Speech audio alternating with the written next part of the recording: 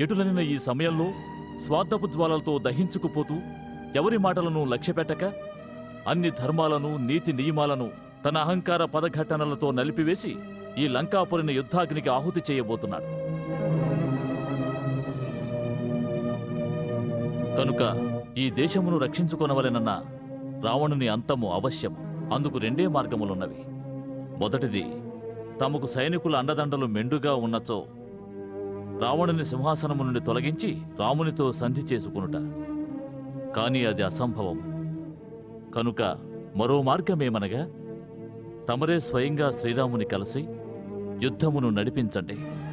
దాని లక్ష్యం కేవలం దుర్మార్గుడైన రావణుని అంతం.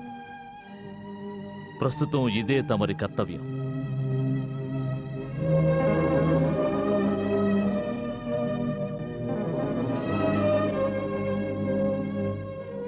ఇది